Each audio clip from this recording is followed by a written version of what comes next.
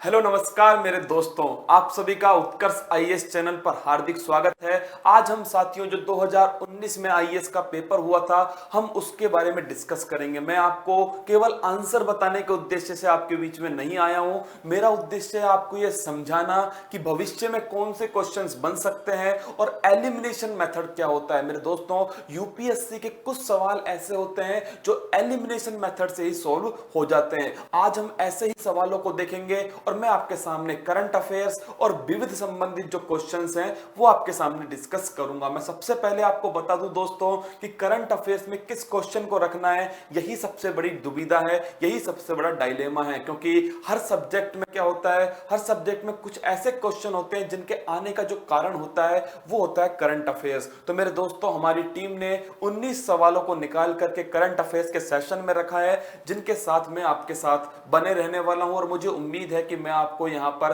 कुछ सिखाने के उद्देश्य से आया हूं। आप भी सीखेंगे और मैं भी नया एक अनुभव प्राप्त करूंगा। और आप दोस्तों अपना जो अनुभव है हमें जरूर बताना अपने कमेंट्स बॉक्स में कि आपको किस प्रकार का अनुभव रहा, आपको कुछ सीखने को मिला या नहीं मिला। तो आइए दोस्तों स्टार्ट करते हैं डिस्कशन क्वेश्चन नंबर 1 की तरफ। हाल ही में हमारे देश में हिमालयन बिच्छू बूटी जिराडेनिया डाइवर्सिफोलिया के महत्व के बारे में बढ़ती हुई जागरूकता थी, क्योंकि यह पाया गया है कि, देखिए मेरे दोस्तों, एक नाम बड़ा इंपॉर्टेंट है और थोड़ा क्या है, थोड़ा दिखने में ऐसा लगता है बड़ा अजीब सा है।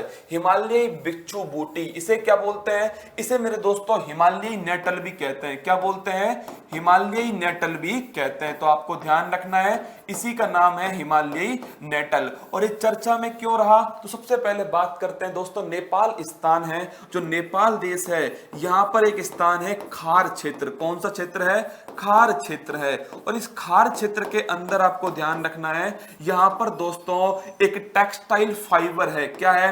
एक टेक्सटाइल फाइबर है। और जो एक टेक्सटाइल फाइबर है, ये यहां के लोगों का आजीविका का प्रमुख सोर्स है। क्या है? आजीविका जो है इसका प्रमुख सोर्स है खार के क्षेत्र में। और जो टेक्सटाइल फाइबर है, इसका सस्टेनेबल जो सोर्स है, जो सबसे प्रचुर मात्रा पाई जाती है, वो मिलती है किसके अंदर?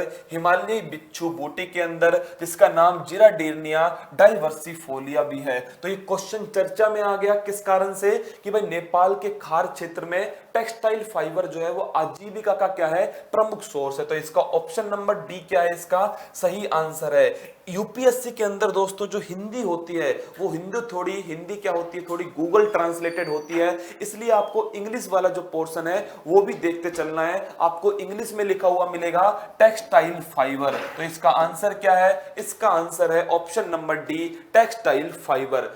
क्वेश्चन नंबर 2 देखिए, निम्नलिखित राज्यों पर विचार कीजिए, छत्तीसगढ़, मध्य प्रदेश, महाराष्ट्र, ओडिशा। आपके सामने 4 राज्य लिखे हुए हैं और इनमें पूछा गया है कि भाई प्रतिशत के आधार पर जो वन और वृक्ष आच्छादित क्षेत्रफल है उसको आपको बताना है कि आरोही क्रम में, असेंडिंग ऑर्डर में बताना है। अब देखिए, ये क्वेश्चन जो आया था वो उस समय इंडियन फॉरेस्ट सर्वे रिपोर्ट 2017 के अकॉर्डिंग आया था। लेकिन आप सभी जानते हो एक नई रिपोर्ट आ चुकी है जिसका नाम है इंडियन फॉरेस्ट सर्वे रिपोर्ट 2019। तो अब 2020 के एग्जाम के लिए हमें टारगेट करना होगा किसे? इंडियन फॉरेस्ट सर्वे रिपोर्ट 2019 को। देखिए मेरे दोस्तों, यूपीएससी में कुछ चीजें ऐसी हैं जो कॉमन है, हर बार पूछी जाती है। जैसे कोई नई प्रजाति मिली है, जैसे मकड़ी की अगर कोई नई प्रजाति मिली है तो आपसे पूछ लेंगे कि भाई ये नई प्रजाति कहां पर मिली है या नामकरण किसके नाम पर हुआ है। दूसरा, कोई नई औषधि मिली है तो आपसे उसके बारे में पूछ लेंगे। अगर कोई हिमालयन क्षेत्र के अंदर कोई संस्था बहुत अधिक चर्चा में है, जैसे हिमालयी जैव संसाधन संस्था है दोस्तों पालमपुर में, उसने केसर की खेती को बढ़ावा दिया है और केसर को जीआई टैग भी मिला है। तो दोनों कारणों से केसर चर्चा में आ गया, तो आपसे केसर के बारे में वो पूछ सकता है। तो कुछ इस प्रकार से क्या करता है, इंटरडिसिप्लिनरी अप्रोच का उपयोग करेगा, जिसका उद्देश्य होता है कि आपको करंट अफेयर्स में सभी टॉपिक की जानकारी होनी चाहिए। उसी प्रकार दोस्तों दोस्तों एक क्वेश्चन पूछा गया है इंडियन फॉरेस्ट सर्वे रिपोर्ट 2017 का। अब देखिए क्वेश्चन को आराम से पढ़ना है, असेंडिंग ऑर्डर बताना है। और आप एक बात समझ लीजिए कि जो क्षेत्रफल है, अगर ये क्षेत्रफल बढ़ेगा दोस्तों तो आपको ध्यान रखना है कि जो प्रतिशत है वो अपने आप क्या हो जाएगा, प्रतिशत अपने आप क्या होगा, कम हो जाएगा। तो जो अधिक क्षेत्रफल वाले राज्य होंगे उनमें प्रतिशत क्या होगा, कम होगा। तो जो महाराष्ट्र मध्य प्रदेश है इनका क्षेत्रफल क्या होता है, अधिक होता है। तो यहां पर 1% क्या होगा, कम होगा। और हमें बढ़ते हुए क्रम में लगाना है, मतलब सबसे जो कम है वो सबसे पहले आएगा। तो इसमें दोस्तों जो महाराष्ट्र है ये सबसे कम वाला है, तो ये ऑप्शन नंबर 1 आएगा। मध्य प्रदेश ऑप्शन नंबर 2 पर आएगा दोस्तों। तो देखिए 3-2, तो 3-2 जो है आपके सामने 2 के अंदर है, ऑप्शन नंबर सी और ऑप्शन नंबर डी के अंदर। इसके बाद में मेरे दोस्तों कौन आएगा, इसके बाद में आएगा ओडिशा। तो ऑप्शन नंबर 3 पे कौन आना चाहिए, ओडिशा आना चाहिए, जो कि कहां पर है, ऑप्शन नंबर सी के अंदर है। तो इसका सही आंसर क्या है, ऑप्शन नंबर सी है। मैं आपको इनका प्रतिशत भी लिखवा देता हूं कि इनका प्रतिशत कितना कितना है। तो लगभग 16 साले लगभग इसके अंदर दोस्तों 16.5% महाराष्ट्र के अंदर है। जो मध्य प्रदेश है यहां लगभग 24% क्या था, वन और वृक्ष आच्छादित क्षेत्रफल था, तो 24% है यहां पर। और मेरे दोस्तों जो ओडिशा है यहां पर 33% था, और जो छत्तीसगढ़ है यहां पर 41% था। अब ये क्या हो चुके हैं, आंकड़े पुराने हो चुके हैं। आपको पता होना चाहिए जो इंडियन फॉरेस्ट सर्वे रिपोर्ट है हर 2 साल में आती है, देहरादून से क्या होती है, ये प्रकाशित होती है। और 2019 की भी क्या हो चुकी है, जो प्रकाशित हो चुकी है। और आपको इसके जो आंकड़े हैं उनको बारीकी से अध्ययन करना चाहिए कि क्रम क्या है उनका। यूपीएससी का उद्देश्य होता है आपसे क्रम पूछना, फैक्ट पूछना नहीं, आपसे ये पूछना कि आपने उस टॉपिक को समझा था या केवल और केवल आपने रटा था। तो आपको फैक्ट देखने पड़ेंगे, यहां पर क्रम देखना पड़ेगा कि क्या क्रम है इंडियन फॉरेस्ट सर्वे रिपोर्ट 2019 का। नेक्स्ट क्वेश्चन देखते हैं, क्वेश्चन नंबर 3, निम्नलिखित में से कौन सा एक पादप समूह नवीन विश्व में कृषि योग्य बनाया गया तथा इसका प्राचीन विश्व से प्रचलन शुरू हुआ था। देखिए ये क्वेश्चन करंट अफेयर्स का नहीं है, लेकिन अगर आप गौर करेंगे तो यहां पर लिखा हुआ है विविध। तो ये क्वेश्चन किसके अंदर डाल दिया गया है, विविध के अंदर रख दिया गया है। अब मेरे दोस्तों जो नवीन विश्व है, जो न्यू वर्ल्ड है, आपको पता होना चाहिए कि ये न्यू वर्ल्ड, ये शब्द कौन लेकर आया था, तो कोलंबस लेकर आया था। कौन लेकर आए थे, स्पेन के जो यात्री थे कोलंबस। जब ये कोलंबस दोस्तों, जब ये कोलंबस भारत की खोज पर निकले थे, लेकिन ये पहुंच कहां गए थे, नॉर्थ अमेरिका, साउथ अमेरिका वाले एरिया में पहुंच गए थे। तो इन्होंने इसको न्यू वर्ल्ड, नई दुनिया नाम दिया था। और आप सभी को शायद पता होगा जो रबड़ है, इस रबड़ का मूल स्थान है अमेजोन बेसिन। कौन सा है, अमेजोन बेसिन जो है ये रबड़ का क्या है, मूल स्थान है। अब देखिए ये जो अमेजोन बेसिन है आपके आने वाले एग्जाम के लिए अति महत्वपूर्ण है। तो इसका आंसर क्या है, तो मेरे दोस्तों तंबाकू, कोको और रबड़, ये तीनों जो हैं वो प्राचीन विश्व में भी क्या थे, प्रचलित थे। और मेरे दोस्तों जो कृषि योग्य हैं वो किसके अंदर बन पाए, ये नवीन विश्व के अंदर ये कृषि योग्य बन पाए। अब हमें देखना होगा कि अगले हमारे जो 2020 का टारगेट है उसमें कौन सा क्वेश्चन आ सकता है। आपने देखा होगा अमेजन जो दोस्तों जंगल है, अमेजन जो वन क्षेत्र है उसमें भयंकर आग लगी थी, इसलिए अमेजन वन क्षेत्र हमारे लिए ज्योग्राफी के हिसाब से इंपॉर्टेंट है। आपको उसकी ज्योग्राफिकल लोकेशन अच्छे से पता होनी चाहिए, आसपास के देश पता होने चाहिए। और जो घास के मैदान है, सेल्वोज है, लानोज है, पंपाज है, इन सभी के बारे में आपको अच्छे से क्या करनी पड़ेगी, जानकारी लेनी पड़ेगी। साथ में बायोडाइवर्सिटी हॉट स्पॉट भी है, कौन सा, अमेजोन क्षेत्र। और यहीं पर आपको ध्यान रखना है कि ऑस्ट्रेलिया में भी क्या लगी है, जंगलों में आग लगी है। और अभी उत्तराखंड में भी जंगलों में आग लगी है। तो दोस्तों जंगलों की जो आग है ये भी आपके सामने क्या बन सकती है, क्वेश्चन बन सकते हैं। देखिए मेरे दोस्तों यूपीएससी जो है, इसका यू का मतलब क्या है, यूनियन पब्लिक सर्विस कमीशन तो इसका नाम है, लेकिन हमारी भाषा में इसका नाम है अनप्रेडिक्टेबल पब्लिक सर्विस कमीशन। इसको प्रेडिक्ट नहीं कर सकते, हाँ पिछले पेपर के अनुसार हम तैयारी को अपनी को मजबूत कर सकते हैं। तो इसका आंसर है option number A. Next question देखिए, शब्द डेनिस शोवन कभी कभी समाचार माध्यम में किस संदर्भ में आता है। ये क्वेश्चन इंपॉर्टेंट है। एक वर्ड है डेनिस शोवन, क्या है दोस्तों, डेनिस शोवन। अब देखिए समाचार में क्यों चर्चा में आया, तो डेनिसोवन जो है एक समुदाय था, उसका नाम था प्राचीन होमोनिन समुदाय। क्या नाम है?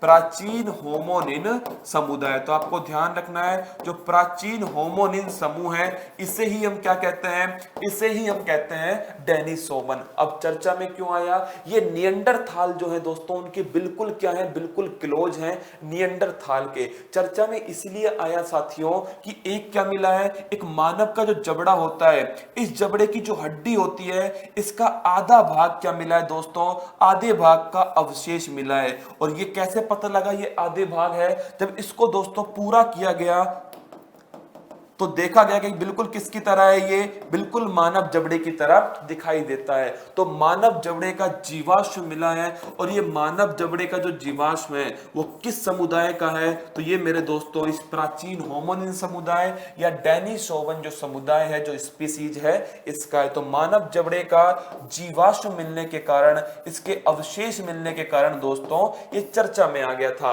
और ये लगभग 1.60 लाख करोड़ पुराना है। कितना है? 1.60 लाख करोड़ क्या है, ये पुराना है। अब आप मुझसे कहोगे कि सर भविष्य में कौन सा क्वेश्चन हमारे सामने आ सकता है? दोस्तों जो आर्कियोलॉजिकल साइट होती हैं उनका क्वेश्चन आपके क्वेश्चन पेपर में आ सकता है। अगर कोई नया डेवलपमेंट हुआ है या कोई नई चीज वहां पर मिली है आर्कियोलॉजिकल सर्वे ऑफ इंडिया के द्वारा, तो वो क्वेश्चन बन सकता है। जैसे 2019 में हड़प्पा सभ्यता का एक क्वेश्चन आया था, और भविष्य में भी ऐसे क्वेश्चन बनने की प्रबल संभावना होगी। तो इसका आंसर क्या है? ये एक आदि मानव जाति है। कौन? डेनिसोवन। आगे बढ़ते हैं दोस्तों क्वेश्चन नंबर 5 की तरफ। निम्नलिखित में से किसने अपने नागरिकों के लिए दत्त संरक्षण, इसको इंग्लिश में ध्यान रखना, डेटा प्रोटेक्शन और प्राइवेसी के लिए सामान्य डेटा संरक्षण विनियमन, जनरल डेटा प्रोटेक्शन रेगुलेशन, ये इंग्लिश वर्ड याद रखना है, जनरल डेटा प्रोटेक्शन रेगुलेशन नामक एक कानून अप्रैल 2016 में अपनाया और उसका 25 मई 2018 से कार्य शुरू किया। तो ये कहां का है दोस्तों? किस संगठन ने? तो यूरोपियन यूनियन ने ये स्टार्ट किया है। किसने किया है? यूरोपियन यूनियन ने ये स्टार्ट किया है। अब आप मुझसे पूछोगे मेरे दोस्तों कि यूरोपियन यूनियन क्यों चर्चा में आया? तो उसका कारण है प्यारे साथियों कि ये यूरोपियन यूनियन जो है, इसमें से क्या, इसमें से जो इंग्लैंड है, जो ब्रिटेन है, वो अलग हो गया। क्या हो गया? ब्रिटेन इसमें से पृथक हो गया, और इसे बोलते हैं मेरे दोस्तों ब्रेक्जिट। क्या कहते हैं? ब्रेक्जिट कहते हैं। इस ब्रेक्जिट के कारण यूरोपियन यूनियन क्या आ गया था? चर्चा में आ गया था दोस्तों। और 2020 में भी ये क्या है? अति महत्वपूर्ण सवाल है, क्योंकि 2020 में ही ब्रेक्जिट क्या हो चुका है? लागू हो चुका है। मतलब जब कोई देश कहता है कि मुझे अलग होना है, तो लगभग 2 साल बाद में दोस्तों वो उससे लीगली क्या हो पाता है? अलग हो पाता है, लीगली फ्री हो पाता है। तो वो 2020 के अंदर हुआ है। और बोरिस जॉनसन साथियों सबसे प्रबल समर्थक हैं किसके? ब्रेक्जिट के। और उन्हें कोरोना पॉजिटिव भी वो पाए गए थे, और वो वर्तमान में यहाँ के क्या है? यहाँ के प्रधानमंत्री में। तो हर तरह से क्वेश्चन घूम के ब्रेक्जिट पर अटक सकता है अब की बार। देखिए यूरोपियन यूनियन की बात करूं तो मैं इसमें 28 मेंबर थे। कितने थे? 28 मेंबर थे। जैसे ही इंग्लैंड अलग हुआ तो कितने हो गए? इसमें 27 मेंबर हो गए। कितने? 27 मेंबर हो गए। आपको पता होना चाहिए जो इसका जो मुख्यालय है वो ब्रुसेल्स के अंदर है। कहां पर है? ब्रुसेल्स के अंदर है। और ये जो ब्रुसेल्स है ये राजधानी है किसकी? बेल्जियम की राजधानी है। किसकी राजधानी है? बेल्जियम की राजधानी है। इसने एक दोस्तों एक जनरल डेटा प्रोटेक्शन रेगुलेशन कानून पारित किया है। अब देखिए यहां पर 2 वर्ड हैं, एक तो है डेटा प्रोटेक्शन। क्या है? Data protection. और साथ में दोस्तों निजता को बनाए रखना। किसको बनाए रखना? प्राइवेसी को बनाए रखना। अब देखिए इसमें से एक सवाल हमारे कॉन्स्टिट्यूशन में निकल सकता है कि जो राइट टू प्राइवेसी है उसे फंडामेंटल राइट का क्या दे दिया गया है? दर्जा दे दिया गया, और आर्टिकल 21 के अंदर उसे शामिल कर लिया गया। तो आपसे पूछ सकता है राइट टू प्राइवेसी के बारे में, आर्टिकल 21 के बारे में आपसे पूछ सकता है, या फिर मेरे दोस्तों आपसे फंडामेंटल राइट्स के बारे में क्वेश्चन अब की बार बन सकता है। अगला क्वेश्चन देखिए, हाल ही में भारत ने निम्नलिखित में से किस देश के साथ नाभिकीय क्षेत्र में सहयोग क्षेत्रों के प्राथमिकीकरण और कार्यान्वयन हेतु कार्य योजना नामक मसौदे पर हस्ताक्षर किए? अब समझिए क्वेश्चन क्यों पूछा गया था। तो मेरे दोस्तों 5 अक्टूबर 2018, कब? 5 अक्टूबर 2018 को व्लादिमीर जो पुतिन है, कौन है? व्लादिमीर जो पुतिन है मेरे दोस्तों, ये व्लादिमीर पुतिन की यात्रा होती है कहां की? भारत की यात्रा होती है। कहां की यात्रा होती है? भारत की यात्रा होती है। और जब भारत की ये यात्रा करते हैं तो कुछ क्षेत्रों में क्या करते हैं? समझौते करते हैं। उसमें से दो बड़े महत्वपूर्ण क्षेत्र होते हैं, एक तो स्पेस मिशन के क्षेत्र में और दूसरा होता है दोस्तों किसके क्षेत्र में? 6 न्यूक्लियर प्लांट के क्षेत्र में। क्या? 6 न्यूक्लियर प्लांट के क्षेत्र में, जो कहां पर? भारत के अंदर स्थापित किए जाएंगे और मेक इन इंडिया के तहत स्थापना की जाएगी। किसके तहत? मेक इन इंडिया के तहत स्थापना की जाएगी। इसीलिए दोस्तों ये क्वेश्चन आपके एग्जाम में आता है कि भाई किसके साथ हमने हस्ताक्षर किया है? तो रसिया के साथ किया है। किसके साथ किया है? रूस के साथ किया है। अब हमारी आगे की रणनीति क्या होनी चाहिए? तो हमारी स्ट्रेटजी होनी चाहिए कि हम ये देख सके कि किस राष्ट्राध्यक्ष की यात्रा भारत में हुई है या फिर भारत ने किस राष्ट्र के अंदर यात्रा की है। और इसमें 3 यात्राएं हमारे लिए बड़ी महत्वपूर्ण होती हैं। एक तो मेरे दोस्तों किसकी? एक तो चीन के जो शी जिनपिंग है, इनकी जो यात्रा हुई थी, अनौपचारिक यात्रा।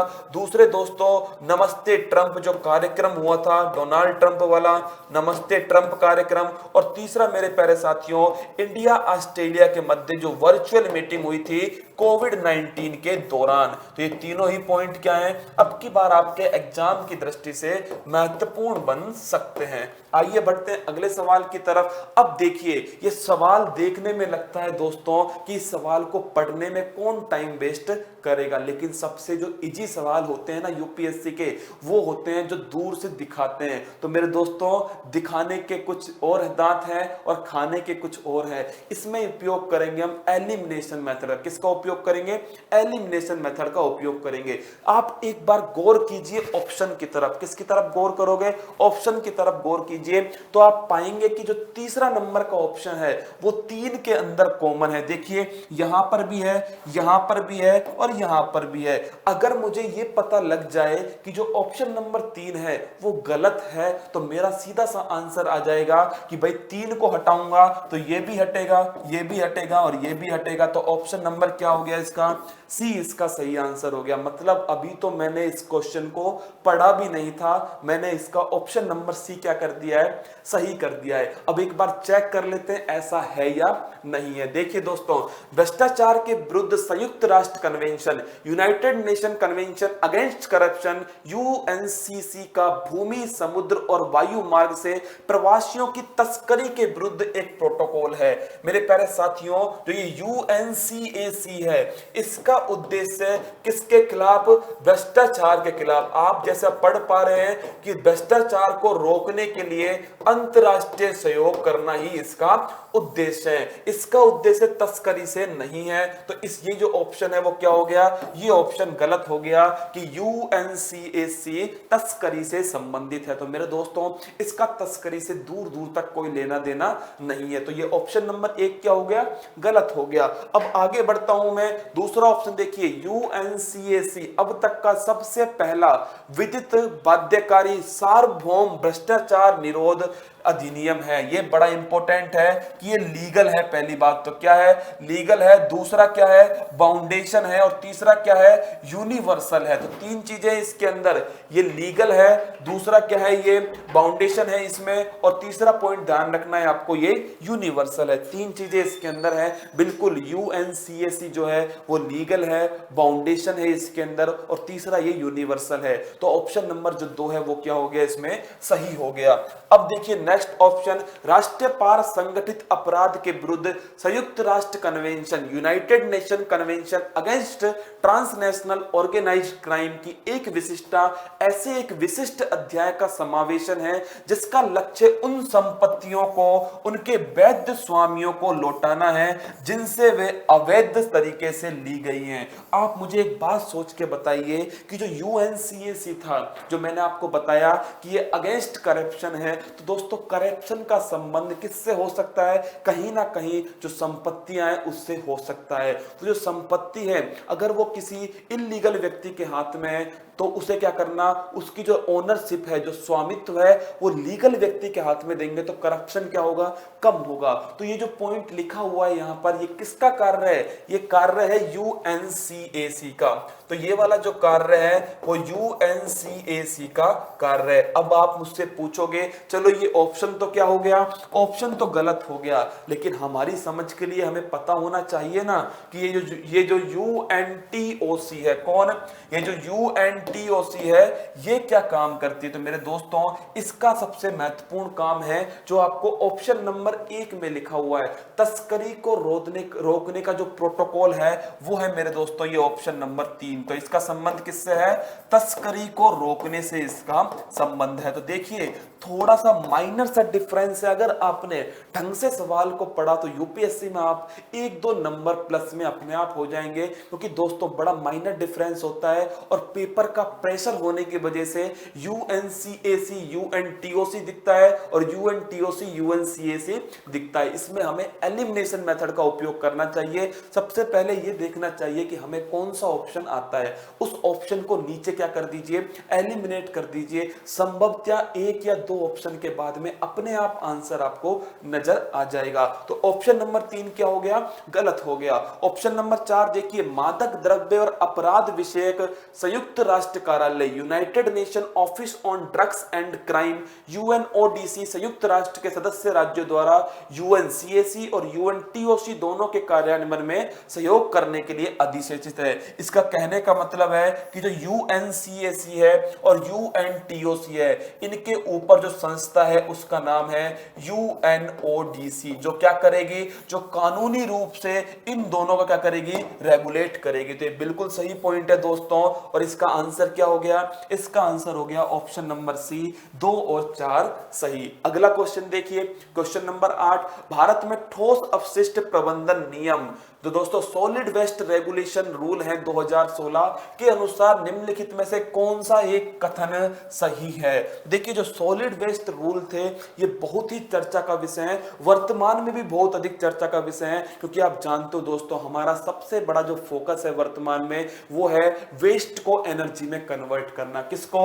वेस्ट को एनर्जी में कन्वर्ट करना। और इसके लिए हमें क्या करना होगा? इसके लिए हमें जो अपशिष्ट है, जो वेस्ट है, उसका कलेक्शन करना होगा। सबसे पहले बात क्या होगी कि वेस्ट क्या हो सके, कलेक्ट हो सके, फिर हम उसे सेपरेट कर सके, मतलब कि उसे ड्राई में, वेट में, या फिर जो दोस्तों क्या है डोमेस्टिक है उसमें सेपरेट कर सके। और फिर उसके बाद में क्या हो, उसके बाद में हम उसे रीयूज करें, फिर उसके बाद में जो बच के उसका रिसाइकल करें और जो वेस्ट है उसका एनर्जी में कन्वर्ट करें, और उस सबसे लास्ट में हमें उसे लैंडफिल करना है, मतलब जमीन में क्या करना है, डालना है। तो ध्यान रखना है हम क्या करते हैं, हम सबसे पहले क्या करते हैं, लैंडफिल करते हैं। दिल्ली के अंदर दोस्तों कूड़े का क्या बन चुका है, एक पहाड़ बन चुका है, आपने सुना होगा। कारण क्या है, हमने सबसे पहले क्या किया, लैंडफिल किया। जो सबसे लास्ट का जो प्रोसेस है हमने सबसे पहले अपना लिया, तो लैंडफिल सबसे लास्ट का सिचुएशन है, लैंडफिल करना।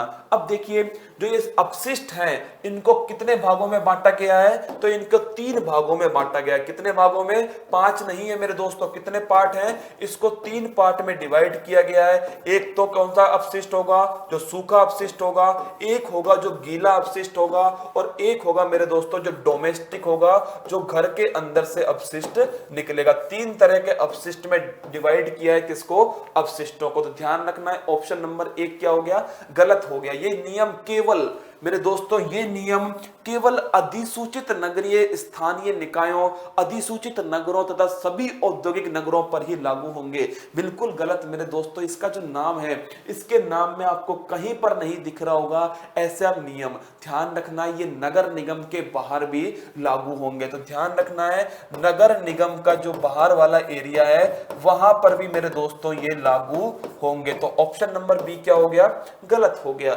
इन नियमों में अपशिष्ट भराव स्थल, मतलब जो अपशिष्ट है उनको जो लैंडफिल करना है, अपशिष्ट भराव स्थल तथा अपशिष्ट प्रसंस्करण सुविधा, मतलब जो दोस्तों अपशिष्ट है उसको प्रोसेस करना है, इसके लिए जो सुविधा है इसका सटीक और ब्यौरेवार क्या होना चाहिए, मानदंड पहले ही तय होना चाहिए। मैंने फिर कहा आपसे कि जो लैंडफिल है वो सबसे लास्ट का होना चाहिए ऑप्शन, और लैंडफिल कहां करना है, कितनी मात्रा में करना है, ये सभी चीजें क्या होनी चाहिए, पहले से ही इसका स्टैंडर्ड तय होना चाहिए। और यहीं पर ये लिखा हुआ है, क्योंकि मैंने आपको फिर कह रहा हूं आपसे मेरे दोस्तों, ये एक क्या है, ये एक ट्राइंगल है, इसमें सबसे ऊपर हमें क्या करना है, सबसे हमें ऊपर उसे रीयूज करना है, मतलब किसी चीज का बार बार क्या करना है, उपयोग करना है। जब हम बार बार उपयोग कर लेंगे तो फिर हमें उसे क्या करना है, रिसाइकल के लिए देना है। जो बच गया है उसे रिसाइकल के लिए देना है, और फिर उसके बाद में जो बेस्ट बचेगा उसको हमें एनर्जी में कन्वर्ट कर देना। और इसके बाद में जो लास्ट पॉइंट होगा वो होगा लैंडफिल का। क्या होगा, लैंडफिल का होगा, और ये तय करना पड़ेगा हमें पहले ही। तो ऑप्शन नंबर सी क्या है, ये बिल्कुल सही है दोस्तों। ऑप्शन नंबर डी अपशिष्ट उत्पादक के लिए ये आज्ञापक होगा, मतलब कि मेरे दोस्तों ये एक आज्ञा है, ये ऑर्डर होगा कि किसी एक जिले में उत्पादित अपशिष्ट किसी अन्य जिले में न ले जाया जाए। आप सोचिए, अगर कोई अपशिष्ट है, हम उसे उस जिले के अंदर दोस्तों लैंडफिल नहीं कर सकते, या फिर उस जिले में प्रोसेस नहीं कर सकते, उसके पास वाला जो जिला है वहां पर वो प्रोसेसिंग का प्लांट उपस्थित है, रिसाइकिल का प्लांट उपस्थित है, तो फिर हम क्यों अपनी कॉस्ट को बढ़ाएंगे, हम उसे ट्रांसपोर्ट करके कहां ले जाएंगे, उस स्थान पर ले जाएंगे दोस्तों। तो ये क्या है, ऑप्शन नंबर डी क्या हो गया है, गलत है, ऐसा कोई यहां पर नियम नहीं है। तो ऑप्शन नंबर जो सी है दोस्तों, ये इसका क्या है, सही आंसर है क्वेश्चन नंबर 8 का। अगला क्वेश्चन देखिए, निम्नलिखित कथनों पर विचार कीजिए। यहां पर आपके सामने एक नियम है, और ये नियम कैसा है, संशोधन है। हमारे दिमाग में आना चाहिए कि अगर रिफॉर्म हुआ है, अगर अमेंडमेंट हुआ है, तो किसी मूल अधिनियम में होगा। और मेरे दोस्तों 2020 के लिए दो सबसे महत्वपूर्ण प्रश्न बता रहा हूं आपको। एक तो आरटीआई एक्ट, कौन सा एक्ट है, आरटीआई एक्ट जो 2005 का है, इसमें आपको पता है क्या हुए, अभी संशोधन हुए, इसके अंदर अमेंडमेंट हुए। और दूसरा मेरे दोस्तों जो सीएए है, कौन सा है, सिटीजनशिप अमेंडमेंट एक्ट, क्योंकि इसमें भी जो 9555 का जो एक्ट था उसमें रिफॉर्म हुए, उसमें अमेंडमेंट हुए। तो दोनों आपको ध्यान रखना है, क्योंकि ये जो अमेंडमेंट एक्ट होगा, ध्यान रखना, जो बिल होता है, बिल के बारे में यूपीएससी बहुत कम सवाल पूछी है। यूपीएससी पूछती जब वो बिल एक्ट में कन्वर्ट हो जाता है, मतलब वो जो संसद है, लोकसभा, राज्यसभा और राष्ट्रपति, उससे पास हो जाएगा और एक्ट में कन्वर्ट हो जाएगा, तो यूपीएससी आपसे वहां से सवाल पूछने वाली है। अब हम सवाल को पढ़ेंगे कि जो औद्योगिक रोजगार स्थायी आदेश केंद्रीय संशोधन नियम, ये जो 1946 का जो रूल था उसके अंदर ये रिफॉर्म किया गया है। और इसका उद्देश्य क्या है, रिफॉर्म का उद्देश्य आप एक लाइन में समझ जाइए, फिर आपको जो ऑप्शन है वो बहुत ही आसान लगेंगे। इसका उद्देश्य है easy to hire and fire. क्या है, easy to hire and fire, मतलब कि किसी को नौकरी पर रखना भी आसान हो और किसी को नौकरी से निकलना भी क्या हो, निकालना भी क्या हो, आसान हो। Easy to hire and fire, ये है पॉलिसी जो संशोधन किया गया है। अब आप ऑप्शन पढ़िए और आप खुद कहेंगे कि सर ये इसका आंसर होना चाहिए। यदि नियत अवधि रोजगार के लिए नियमों को कार्यान्वित किया जाता है तो फर्म और कंपनियों के लिए कामगारों की छटनी करना अपेक्षाकृत आसान होगा। कहने की बात यह है कि जो नियत अवधि के रोजगार हैं, जो फिक्स टाइम के एम्प्लॉयमेंट हैं, अगर उन्हें हम फिक्स कर दें कि भाई ये इतने समय तक रहेगा, उसके बाद में उस कामगार को वो जो फर्म है या जो कंपनी है वो छटनी करके क्या कर सकती है, अलग कर सकती है। तो दोस्तों इससे उन्हें निकालना क्या होगा, आसान होगा फर्म के लिए। तो ऑप्शन नंबर 1 क्या हो गया है, बिल्कुल सही हो गया है। अस्थायी कामगारों के मामले में रोजगार समाप्त करने के लिए कोई नोटिस देना आवश्यक नहीं होगा। सोच के देखिए, इजी हायर टू फायर, क्या है, easy to hire and fire, मतलब कि अस्थायी जो कामगार हैं, जो फिक्स नहीं है, उन्हें अगर काम से निकालना है तो उसके लिए किसी नोटिस की आवश्यकता नहीं होगी। ऐसा इस संशोधन नियम में पारित किया गया। तो ये ऑप्शन भी क्या हो गया है, सही हो गया। इसका जो आंसर है 1 और 2 बोथ, ऑप्शन नंबर सी इसका सही आंसर है। क्वेश्चन नंबर 10, एशियाई आधारित संरचना निवेश bank, Asian infrastructure investment bank AIIB के संदर्भ में निम्नलिखित कथनों पर विचार कीजिए। यूपीएससी मेरे दोस्तों आपसे रिपोर्ट का क्वेश्चन निश्चित पूछती है और कुछ समय से तो वो आपसे किसी ना किसी एक संस्था के बारे में भी क्वेश्चन पूछ रही है। आप देखिए पेपर उठा करके उसने एससीओ के बारे में क्वेश्चन पूछा था कि जो हेडक्वार्टर है इसका कहां पर स्थित है।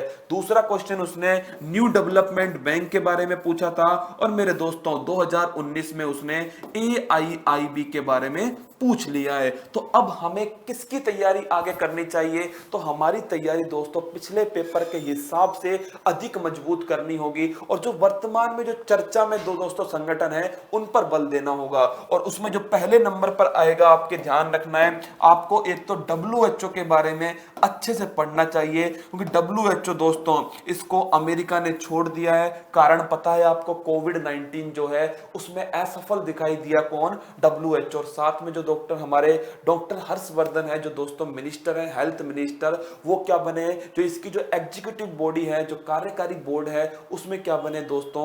उसमें चेयरमैन बने, अध्यक्ष बने। तो हमारे लिए इंपॉर्टेंट है। और दूसरा मेरे प्यारे दोस्तों यूनाइटेड नेशन सिक्योरिटी काउंसिल, क्योंकि आपको पता है इसका नॉन परमानेंट मेंबर की सूची में भारत क्या हो चुका है? 8वीं बार लिस्टेड हो चुका है। भारत 8वीं बार क्या हो चुका है? शामिल हो चुका है। तो सिक्योरिटी काउंसिल के 5 जो मेंबर वीटो पावर है, 10 जो मेंबर अस्थायी हैं, उनका कार्यकाल 2 वर्ष है। कुछ ऐसी बातें आपको यूनाइटेड नेशन सिक्योरिटी काउंसिल के बारे में पता होनी चाहिए। अब आते हैं हम हमारे सवाल के ऊपर कि जो एशियाई इंफ्रास्ट्रक्चर इन्वेस्टमेंट बैंक है इसमें 80 से अधिक सदस्य हैं। उस समय इसमें 97 थे जब सवाल पूछा गया था, वर्तमान में इसमें 102 हैं। तो ये 80 से अधिक है। ऑप्शन नंबर 1 क्या हो गया? सही हो गया।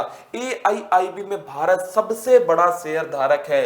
ये दोस्तों सवाल गलत हो गया क्योंकि इसमें सबसे बड़ा शेयर धारक है चाइना। कौन है? चाइना सबसे बड़ा शेयर धारक है और 30% जो शेयर हैं वो चाइना के पास है। दूसरे नंबर पर कौन है? दूसरे नंबर पर है दोस्तों भारत, जिसके पास केवल 8% क्या है? शेयर धारक है। तो ऑप्शन नंबर 2 क्या हो गया? गलत हो गया। अब आइए आप एलिमिनेशन मेथड पर देखिए, यहां पर ऑप्शन नंबर 2 गलत है, ये भी गलत हो गया और ये भी गलत हो गया। अब देखिए AIIB में एशिया से बाहर का कोई सदस्य देश नहीं है। ये भी क्या हो गया मेरे दोस्तों? ये भी रॉन्ग हो गया क्योंकि एशिया और आउटसाइडेड ऑफ एशिया इसमें दोनों देश शामिल हैं। आउटसाइड ऑफ एशिया और एशिया दोनों तरह के देश शामिल है किसके अंदर? AIIB के अंदर। तो ये ऑप्शन भी क्या हो गया? गलत हो गया। तो इसका आंसर है ऑप्शन नंबर 1, केवल 1। आगे बढ़िए अगले क्वेश्चन की तरफ। हाल ही में भारतीय बैंकों और वित्तीय संसाधनों द्वारा अंतर ऋणदाता करार इंटर क्रेडिटर एग्रीमेंट पर हस्ताक्षर करने का क्या उद्देश्य है? मेरे प्यारे दोस्तों एक सवाल चर्चा में रहा था पिछले वर्ष, एक प्रोजेक्ट चर्चा में रहा था, उसका नाम था प्रोजेक्ट सशक्त। क्या नाम है? प्रोजेक्ट सशक्त। और इसी प्रोजेक्ट सशक्त का एक पार्ट है कौन? ये जो इंटर क्रेडिटेड जो दोस्तों एग्रीमेंट है वो किसका पार्ट है? इस प्रोजेक्ट सशक्त का ही एक पार्ट है। अब हम समझते हैं ये इंटर क्रेडिटर एग्रीमेंट होता क्या है। जब मेरे प्यारे दोस्तों क्या होता है, आपने नीरव मोदी वाला केस सुना होगा, विजय माल्या वाला केस सुना होगा। इन सभी में क्या था? इन सभी में जब एक बड़ा लोन की आवश्यकता होती है किसी उद्यमी को, किसी एंटरप्रेन्योर को, तो मेरे दोस्तों जब बहुत सारी बैंकें आपस में मिलकर क्या करती हैं? लोन देती हैं, बड़ा लोन, जिसे कंसोर्टियम लोन कहते हैं। क्या बोलते हैं? कंसोर्टियम लोन कहते हैं। और जब वो बैंक क्या करती है? कंसोर्टियम लोन देती हैं। तो मेरे प्यारे दोस्तों नीरव मोदी वाला केस हुआ, विजय माल्या वाला केस हुआ, उसमें हम ये तय नहीं कर पाए कि अगर एनपीए हुआ तो उस एनपीए के लिए कोई योजना बनाने की जो शक्ति है वो किस बैंक के पास होगी। हर किसी के अपने अपने अलग अलग क्या थे? नियम थे। इसलिए प्रोजेक्ट सशक्त के तहत क्या हुआ? इंटर क्रेडिटर एग्रीमेंट हुआ और इसके अंदर ये कहा गया कि जब भी कंसोर्टियम लोन दिया जाएगा, कौन सा? कंसोर्टियम लोन दिया जाएगा, तो कंसोर्टियम लोन देने पर क्या होगा? जो सबसे बड़ा कर्जदाता होगा, जो सबसे बड़ा मेरे दोस्तों कर्जदाता होगा, सबसे बड़ा कर्जदाता बैंक होगी, वो ये तय करेगी कि एनपीए जो है, एनपीए के समाधान के लिए, एनपीए के समाधान के लिए क्या योजना बनानी है। तो कौन तय करेगी? जो सबसे बड़ा बैंक होगा वो ये तय करेगी कि एनपीए का जो समाधान है उसके लिए क्या योजना बनानी है। एक वर्ड यहां पर आया है एनपीए, ये मेरे दोस्तों जो निकम्मा आदमी है कौन, वो है एनपीए, नॉन परफॉर्मिंग एसेट्स। क्या है? नॉन परफॉर्मिंग एसेट्स, मतलब कि एक ऐसी परिसंपत्ति जो ना तो क्या दे रही है, ब्याज दे रही है 90 दिनों तक, और ना ही मेरे दोस्तों मूलधन लौटा रही है, उसे हम बोलते हैं नॉन परफॉर्मिंग एसेट्स, या फिर जो बैड एसेट्स हैं वो। तो अब यहां पर देखिए, अब यहां पर क्वेश्चन को पढ़िए। क्वेश्चन क्या कह रहा है कि इंटर क्रेडिटेड एग्रीमेंट पर हस्ताक्षर करने का क्या उद्देश्य है। ऑप्शन नंबर डी को पढ़िए। रुपये 50 करोड़ या अधिक की दबाव युक्त परिसंपत्ति का जो सह संघ उधारी कंसोर्टियम लेंडिंग के अंतर्गत है, अधिक तेजी से समाधान करने का लक्ष्य रखना। तो इसका ऑप्शन नंबर डी क्या है? इसका ऑप्शन नंबर डी दोस्तों सही आंसर है। अब आपके सामने कौन से सवाल आगे आपके पेपर के हिसाब से महत्वपूर्ण बन सकते हैं दोस्तों, तो ध्यान रखना, ये एनपीए जो है ये फेवरेट क्वेश्चन है किसका? यूपीएससी का। हर साल कोई ना कोई सवाल यूपीएससी निकाल लेती है नॉन परफॉर्मिंग एसेट्स के अंदर से। इस चक्कर में एक बैंक बड़ी चर्चा में आई थी दोस्तों, जिसे पारा बैंक कहते हैं। क्या बोलते हैं? पारा बैंक कहते हैं। ऐसे समझिए ये नीलकंठ है। क्या है ये?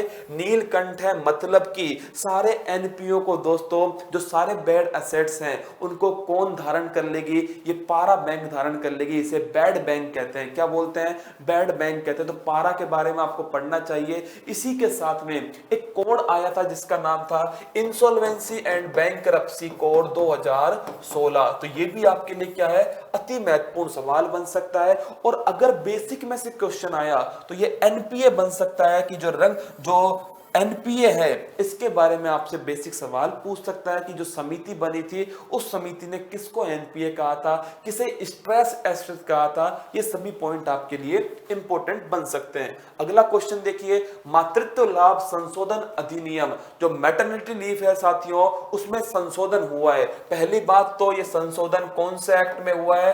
तो 1961 का जो एक्ट है उसके अंदर ये अमेंडमेंट हुआ है। और 2017 का ये क्या है? एक्ट है के संदर्भ में कौन सा कथन सही है। अब देखिए फिर आ चुका है हमारा एलिमिनेशन मेथड। कौन सा मेथड आ चुका है? एलिमिनेशन मेथड आ चुका है। पहला पॉइंट देखिए, आपको मैं बता दूं जो संशोधन हुआ था, इस संशोधन में क्या किया गया? पहला पॉइंट तो जो 12 सप्ताह की छुट्टी थी, कौन सी? 12 सप्ताह की जो दोस्तों वेतनिक अवकाश मिलता था उसे कितना कर दिया?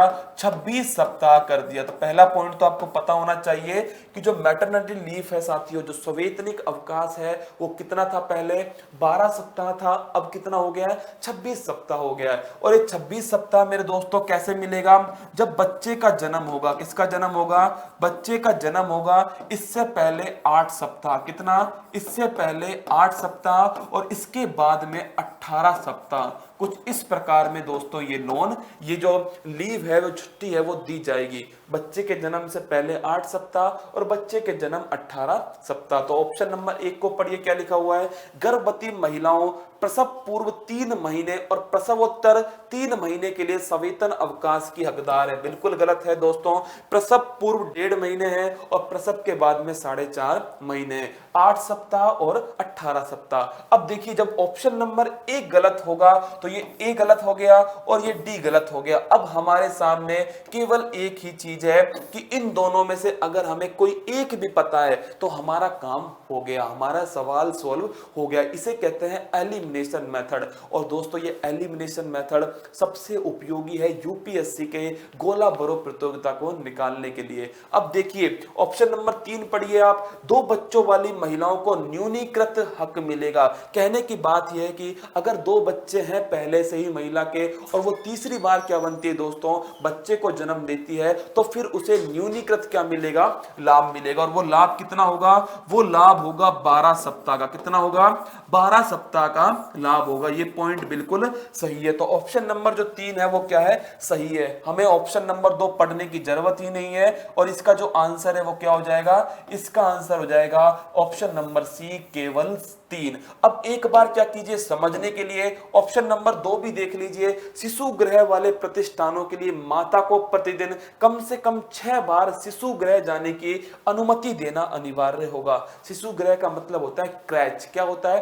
क्रैच। तो माता जो है उसे 6 बार नहीं, उसे 4 बार जाने की अनुमति दी जाएगी। तो ध्यान रखना, प्रतिदिन कम से कम 4 बार जाने की अनुमति दी जाएगी। तो ये ऑप्शन क्या हो गया? गलत हो गया। और मेरे दोस्तों, अगर आपको केवल ऑप्शन नंबर 2 पता था कि ये ऑप्शन नंबर 2 गलत है, देखिए और आपको कोई पता होने की जरूरत ही नहीं है। आप देखिए, अगर ऑप्शन नंबर 2 गलत है तो ये वाला गलत हो गया, ऑप्शन नंबर 2 गलत है, ये वाला गलत हो गया, ऑप्शन नंबर 2 गलत है, ये वाला गलत हो गया। और जय माता दी, आपका ऑप्शन नंबर सी क्या हो गया? एकदम सही हो गया, रॉकेट साइंस की तरह। तो इसका आंसर क्या है? Option number 3। अगला क्वेश्चन देखिए, निम्नलिखित में से कौन सा एक विश्व बैंक के कारोबारी सुगमता सूचकांक ease of doing business index का उप सूचकांक नहीं है? मैंने आपसे कहा था कि कोई ना कोई इंडेक्स यूपीएससी घुमा फिरा करके आपके सामने रख ही देगी। अगर आपको ये इंडेक्स के बारे में थोड़ी भी नॉलेज है ना, आप इस इंडेक्स को 100% क्या कर दोगे? सही कर दोगे। देखिए, इंडेक्स का नाम क्या है? Ease of doing business index. सबसे पहली बात तो इसे जारी कौन करता है? इसे जारी करता है विश्व बैंक। कौन जारी करता है? विश्व बैंक इसे जारी करता है। और इसका उद्देश्य क्या है? कारोबार में सुगमता लाना। क्या करना? कारोबार को आसान बनाना। और आप मुझे बताइए कि जब कारोबार को आसान बनाना है, आप खुद एक उद्यमी की तरह सोचिए कि आपको एक कारोबार स्टार्ट करना है तो किस प्रकार आपका कारोबार आसान होगा। सबसे पहली बात दोस्तों, जो आपको टैक्स देना है, उस टैक्स का जो प्रोसेस है वो क्या होना चाहिए? आसान होना चाहिए। टैक्स सिस्टम जो है वो क्या होना चाहिए? आसान होना चाहिए। दूसरा, अगर आपको उद्योग लगाना है तो इलेक्ट्रिसिटी की तो मस्ट आवश्यकता होगी। तो जो बिजली है दोस्तों, उसके क्षेत्र में रिफॉर्म होना चाहिए। एक आपको क्या होना चाहिए? आपको अगर कारोबार लगाना है तो मेरे दोस्तों कंस्ट्रक्शन करना पड़ेगा, इंफ्रास्ट्रक्चर बनाना पड़ेगा। तो भवन निर्माण जो है ये आसान प्रोसेस के द्वारा होनी चाहिए। और भवन निर्माण के लिए जो भूमि अधिग्रहण है, लैंड एक्विजिशन है, वो क्या होना चाहिए? आसान होना चाहिए। ये सभी पॉइंट है जो होने चाहिए कारोबार को आसान बनाने के लिए। अब देखिए कि आपको इसमें से कौन सा पॉइंट थोड़ा अजीब लगता है, जिसका सीधा संबंध किससे नहीं लगता?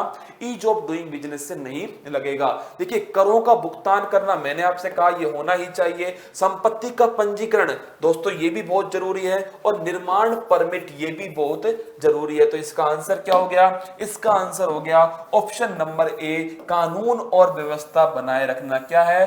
कानून और व्यवस्था बनाए रखना क्या हो गया? इसका सही आंसर हो गया। ये इस सूचकांक में शामिल नहीं है। और 2020 की भी मेरे दोस्तों रिपोर्ट आ चुकी है। और आप जानते हो 2020 की रिपोर्ट में भारत जो है वो 63 रैंक पर है। कौन से पर है? 63 रैंक पर है। 2019 में 77 पर था। देखिए मेरे दोस्तों, भारत ने 131वें स्थान से स्टार्ट किया था और भारत फिर 130 पर आया, फिर 100 पर आया, उसके बाद में 77 पर आया और अब वर्तमान में 63 पर है। और भारत का टारगेट है टॉप 50 के अंदर आना। किसके अंदर आना? टॉप 50 के अंदर आना। तो ध्यान रखना है आपको, एक क्वेश्चन इंपॉर्टेंट था। अगला क्वेश्चन, भारत में निम्नलिखित में से किसमें एक महत्वपूर्ण विशेषता के रूप में विस्तारित उत्पादक दायित्व, ये इंपॉर्टेंट क्वेश्चन है, विस्तारित उत्पादक दायित्व आरंभ किया गया है।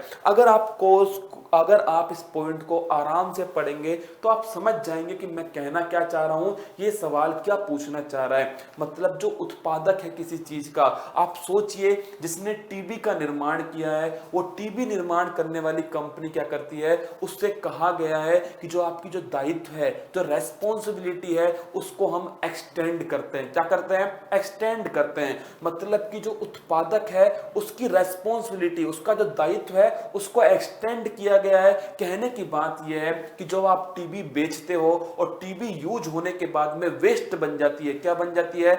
इलेक्ट्रॉनिक वेस्ट बन जाता है। तो उस इलेक्ट्रॉनिक वेस्ट को कलेक्ट करने का काम भी किसका हो गया है? प्रोड्यूसर का हो गया है। कहने की बात क्या है दोस्तों, जो उत्पादक होगा, इस उत्पादक का नया काम क्या कर दिया है? इस उत्पादक का नया काम है ई वेस्ट का कलेक्शन करना। क्या करना?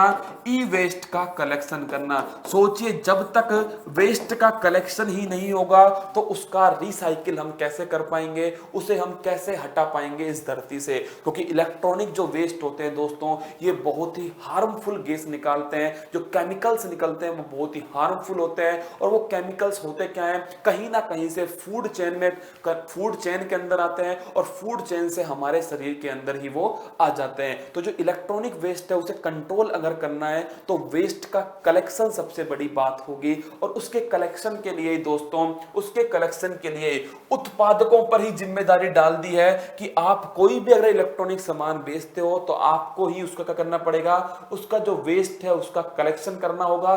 चाहे तो आप क्या कीजिए, बाई बैक ऑप्शन लेकर आइए। क्या कीजिए? बाई बैक ऑप्शन लेकर आइए। इसका मतलब क्या है कि पुनः खरीदना। आपने जो बेचा है उसको आप पुनः खरीदिए, बाई बैक का ऑप्शन लेकर आइए। तो इसमें जो आंसर है वो क्या है? इसमें आंसर है ऑप्शन नंबर सी, ई अपशिष्ट प्रबंधन और हस्तांतरण नियम 2011। तो इसका आंसर क्या है? इसका आंसर है ऑप्शन नंबर सी, ई अपशिष्ट। जो इलेक्ट्रॉनिक जो वेस्ट है उसका मैनेजमेंट करना है और उसे वापस प्राप्त करना है। ये दोस्तों रूल है 2011 का। और इसमें जो प्रोड्यूसर है उसकी जो लाइबिलिटी है उसको क्या कर दिया गया है? एक्सटेंड कर दिया गया है। तो अच्छा सवाल है, आप नोट करके रखिएगा।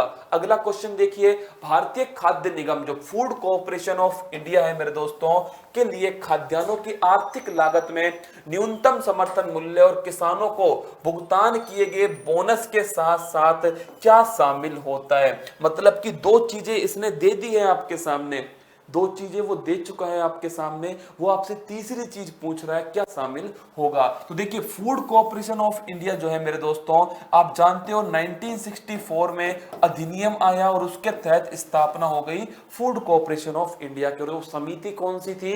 वो समिति थी शांता कुमार समिति। कौन सी थी? शांता कुमार समिति, जिसकी सिफारिश पर इसकी स्थापना हुई थी। अब देखिए, इस फूड कॉर्पोरेशन ऑफ इंडिया ने दोस्तों क्या कहा है कि जो खाद्यान्न की जो आर्थिक लागत है, जो इसकी आर्थिक लागत है, उस आर्थिक लागत में एक तो क्या शामिल होगा?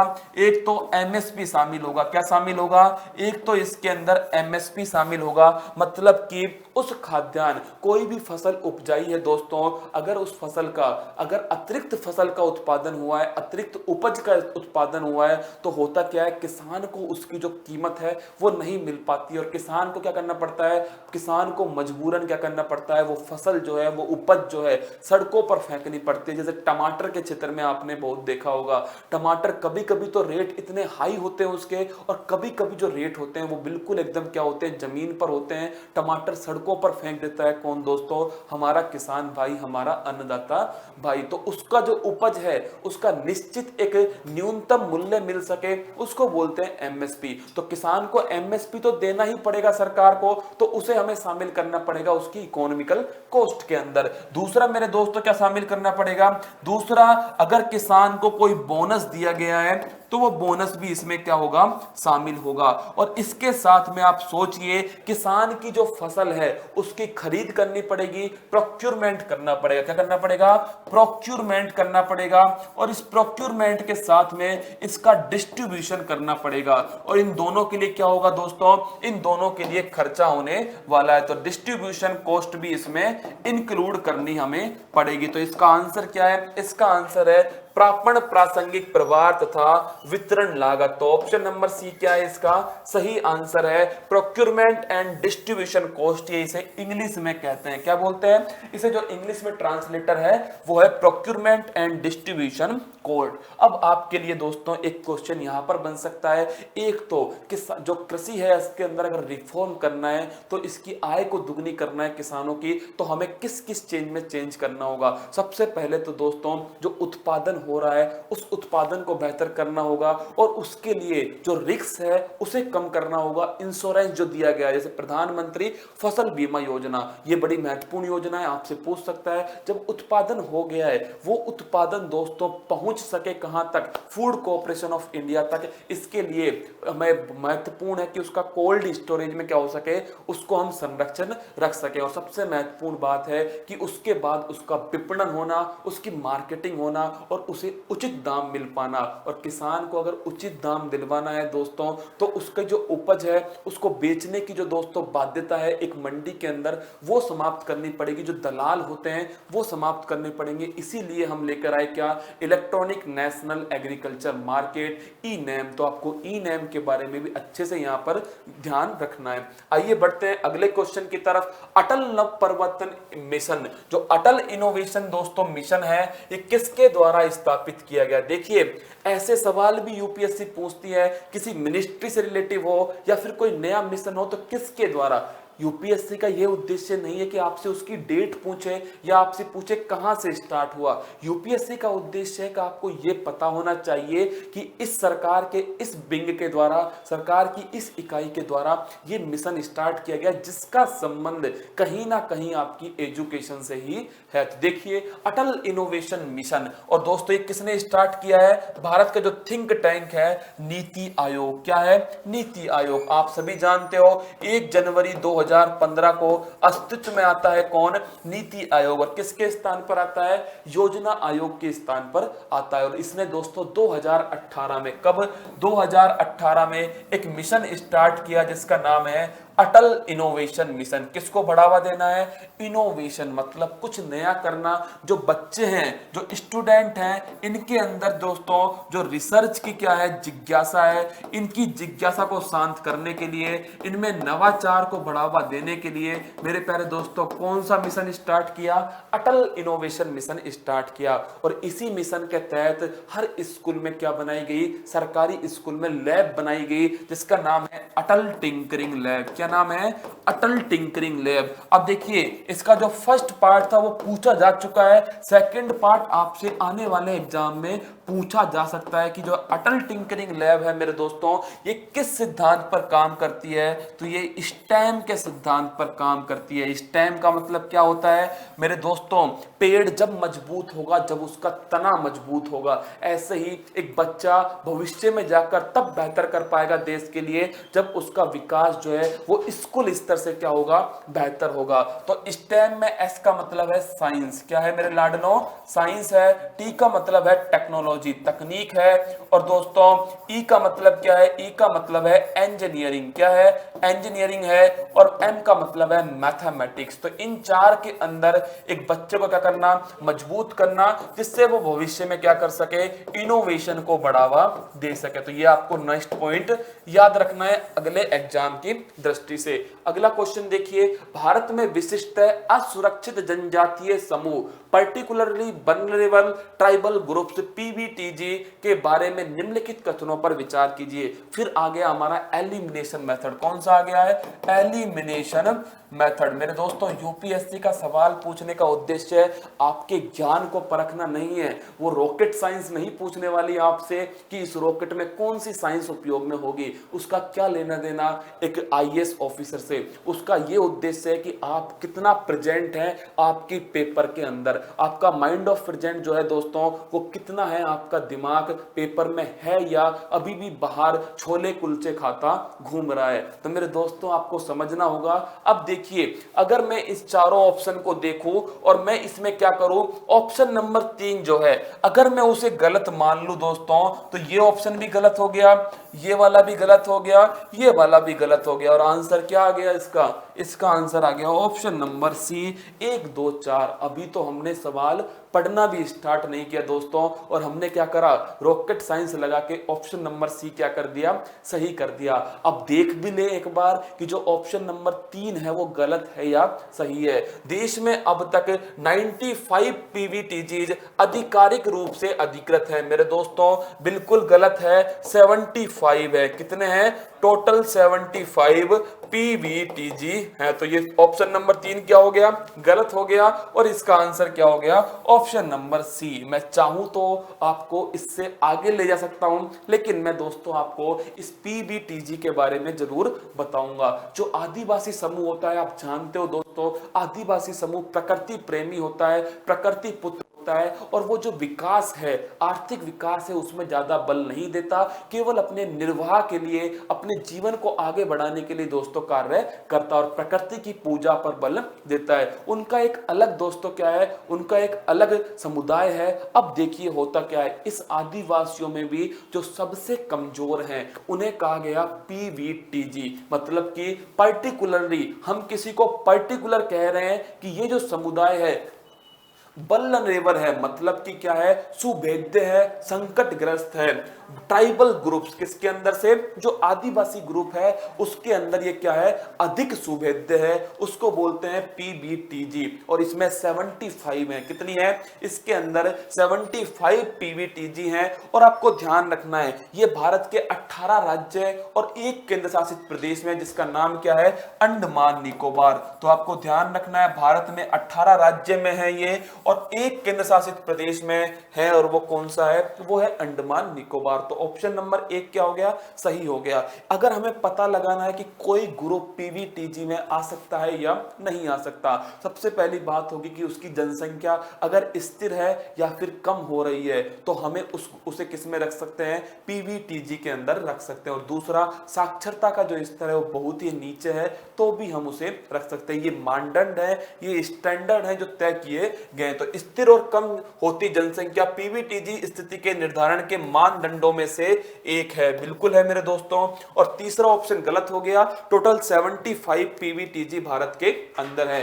पीवीटीजी की सूची में इरुलार और कोंडा रेड्डी जनजातियां शामिल की गई हैं, ये भी सही है। और दोस्तों ध्यान रखना, भारत में सबसे अधिक पीवीटीजी जो समूह है वो कहां पर है, ओडिशा में। और आप ये जानते हो ओडिशा में दोस्तों कालाहांडी ये जगह है जहां पर भुखमरी से मौतें होती हैं, जो कि क्या है, एक बड़ी शर्मनाक, एक बड़ी दर्दनाक स्थिति है कि भुखमरी से मौतें हो रही हैं। आप सोचिए वो ग्रुप कितना क्या होगा, वो ग्रुप कितना पीछे होगा, कितना इकोनॉमिकल बैकवर्ड होगा। तो उसे हम किस में रखेंगे, पीवीटीजी में रखेंगे। लेकिन ओडिशा ने दोस्तों, ओडिशा ने जो डिजास्टर मैनेजमेंट के क्षेत्र में एक बेहतरीन उदाहरण पेश किया है, पूरे विश्व के सामने एक बेहतरीन मॉडल पेश किया है। जब 1999 में सुपर साइक्लोन आया था दोस्तों, ओडिशा के अंदर लगभग 10,000 से अधिक मौतें हुई थी। लेकिन अभी आप देखिए, अभी अम्फान चक्रवात आया है, लेस देन 100 डेथ हुई है दोस्तों, कहां पर, ओडिशा के अंदर। ये जो परिवर्तन है ओडिशा के अंदर, ये परिवर्तन और राज्यों को सीखना चाहिए और अपने अंदर डिजास्टर मैनेजमेंट को बढ़ावा देना चाहिए। डिजास्टर मैनेजमेंट आपके हिसाब से अति महत्वपूर्ण टॉपिक है, क्योंकि दोस्तों प्री के एग्जाम में इंडियन फॉरेस्ट सर्विस का एग्जाम होता है और उसके अंदर दोस्तों जो पर्यावरण वाला सेक्शन है वो बहुत ही महत्वपूर्ण है। तो आपके लिए क्या है, ये डिजास्टर मैनेजमेंट जो है वो अति महत्वपूर्ण टॉपिक होगा। तो इसका आंसर क्या हो गया, इसका आंसर हो गया ऑप्शन नंबर सी, 1 2 4। आइए नेक्स्ट क्वेश्चन की ओर बढ़ते हैं। भारतीय वन अधिनियम 1927 में हाल ही में संशोधन के अनुसार मेरे दोस्तों फिर आ गया है एलिमिनेशन मेथड। कौन सा, रॉकेट साइंस आ चुकी है, जिसमें आप बिना ऑप्शन पढ़े क्या करते हो, पेपर की धज्जियां उड़ा देते हो। पर ऐसा आप मत करना, मैं आपको समझा रहा हूं कि ऐसा भी हो सकता है।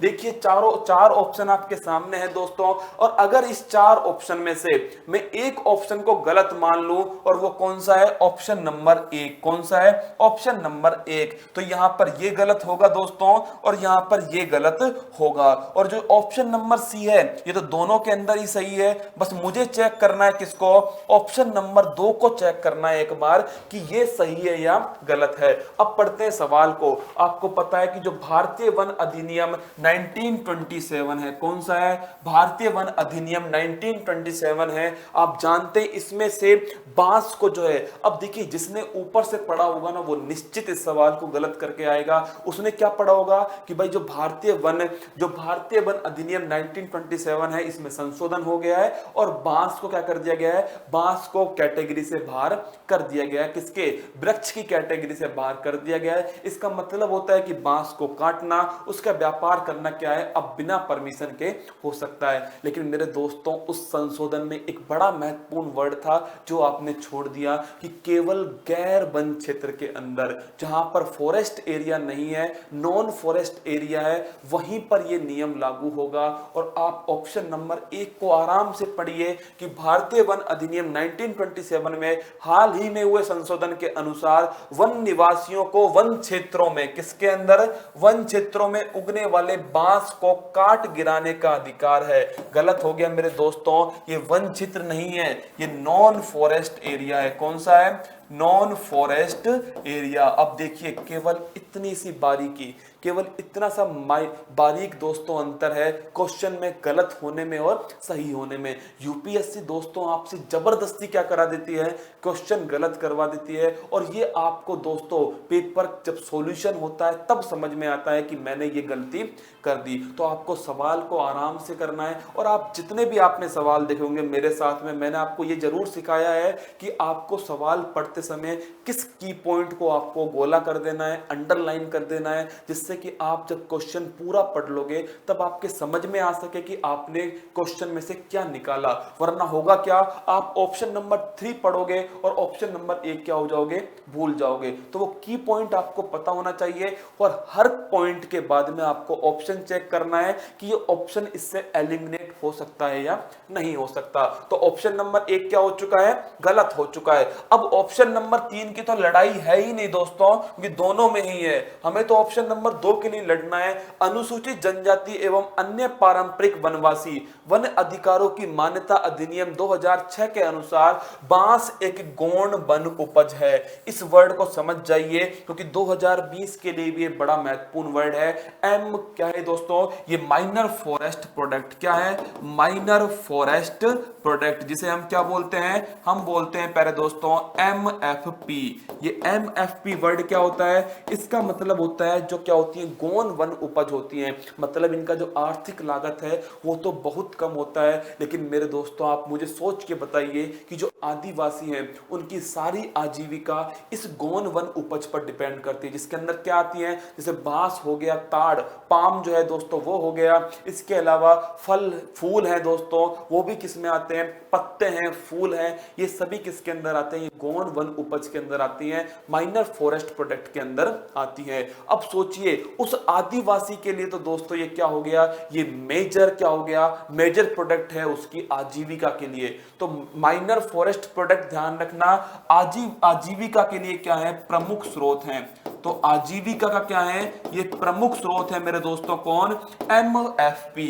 अब मैं आपको क्यों समझा रहा हूं, क्योंकि मेरे दोस्तों इस गौण वन उपज के कुछ उत्पादों को, लगभग 23 जो उत्पाद हैं उन्हें MSP के अंदर शामिल किया गया। जैसे कोविड-19 के दौर में जो आदिवासी समुदाय है उसकी आजीविका को क्या करा जाए, संरक्षित रखा जाए। तो क्वेश्चन कहीं से भी घूम के आपके सामने आ सकता है। ऑप्शन नंबर 2 क्या है दोस्तों, सही है। और जैसे ही ऑप्शन नंबर 2 सही होगा तो दोस्तों ऑप्शन नंबर जो बी है हमारा ये करेक्ट हो जाएगा, क्योंकि ऑप्शन नंबर सी तो वैसे भी क्या हो चुका है, सही हो चुका है कि इन पर जो स्वामित्व होगा, गौण वन उपज पर जो स्वामित्व होगा वो उन वन निवासियों को होगा। मैं आपको बता चुका हूं दोस्तों, जो आदिवासी हैं उन्हीं का स्वामित्व होता है किसके ऊपर, इस MFP के ऊपर। अब आइए दोस्तों हमारी आज का इस सेशन का लास्ट क्वेश्चन, जिसमें मैं आपको समझाने जा रहा हूं एक महत्वपूर्ण क्वेश्चन के बारे में। और हम दोस्तों ये जानेंगे कि हमारा जो अनुभव है ये 19 सवालों को लेकर के किस प्रकार हमारा अनुभव रहा और मैंने दोस्तों क्या आपके साथ मैंने सीख लिया। देखिए निम्नलिखित कथनों पर विचार कीजिए। पेट्रोलियम और प्राकृतिक गैस नियामक board, petroleum and natural gas regulatory board Bharat सरकार द्वारा स्थापित प्रथम नियामक निकाय है। फिर मेरे दोस्तों कौन सा मेथड आ गया है, एलिमिनेशन मेथड आ गया है। आप तो दोस्तों इस एलिमिनेशन मेथड को क्या लिख दो, ये रामबाण मेथड है। कौन सा मेथड है, ये रामबाण मेथड है, क्योंकि मेरे दोस्तों ये एक रॉकेट साइंस है जो हर कोई नहीं लगा पाएगा। अब आइए आप सीधा ऑप्शन पे, इसको तो बाद में पढ़ लेंगे रामायण को। तो आप देखिए ऑप्शन ABCD, अगर मैं एक ऑप्शन को एलिमिनेट कर दूं और वो ऑप्शन है 1 नंबर, तो देखिए ये गलत हुआ, ये गलत हुआ और ये गलत हुआ, तो आंसर क्या आ गया इसका? इसका आंसर आ गया ऑप्शन नंबर बी। क्या गजब का खेल है मेरे दोस्तों ये एलिमिनेशन मेथड। सवाल आप पढ़ के भी देख लीजिए, हो सकता है कि ये हमारा सही तुक्का बैठ गया हो। देखिए, पेट्रोलियम और प्राकृतिक गैस जो नियामक बोर्ड है वो भारत सरकार द्वारा स्थापित पहला नियामक निकाय है। मतलब ये कह रहा है कि जो ये पीएनजीआरबी है वो भारत सरकार का फर्स्ट रेगुलेटरी बोर्ड है। बिल्कुल गलत कह रहा है दोस्तों, बेवकूफ बना रहा है हमें, है ना। ये जो पहला रेगुलेटरी बोर्ड है वो है ट्राई। कौन है? जो telecom Regulatory Authority of India है दोस्तों, ये भारत का फर्स्ट रेगुलेटरी बोर्ड है। जबकि दोस्तों ये पीएनजीआरबी है, ये तो बहुत लेट आया था अधिनियम के द्वारा। तो अगर आपसे पूछ ले कि जो पीएनजीआरबी है ये भारत का पहला रेगुलेटरी बोर्ड है, तो मेरे दोस्तों गलत है। इसका जो अधिनियम है वो कब आया? 2006 के अंदर इसका अधिनियम आया था। जबकि जो ट्राई है मेरे दोस्तों, ये ट्राई जो है वो 1997 के अधिनियम से आ गई थी। तो आपके सामने है कि जो पहला रेगुलेटरी बोर्ड है वो है telecom Regulatory Authority of India. तो ऑप्शन नंबर 1 क्या हो गया? गलत हो गया मेरे दोस्तों। ऑप्शन नंबर 2 पढ़िए, पीएनजीआरबी का एक कार्य गैस के लिए प्रतियोगी बाजार को सुनिश्चित करना है। बिल्कुल मेरे दोस्तों, इसका काम क्या है? रेगुलेटरी बोर्ड है तो जो गैस की जो दोस्तों कीमतें हैं, गैस के लिए जो मार्केट है वो कॉम्पिटिटिव मार्केट हो सके, वही दोस्तों उपयोगी होगा। तो ऑप्शन नंबर 2 क्या है? सही है। पीएनजीआरबी के निर्णयों के विरुद्ध अपील विद्युत अपील प्राधिकरण के समक्ष की जा सकती है। बिल्कुल सही है दोस्तों, इसके विरुद्ध जो अपील करेंगे वो विद्युत अपील अधिकरण के अंतर्गत ही करेंगे। तो ऑप्शन नंबर बी क्या हो गया? इसमें सही हो गया।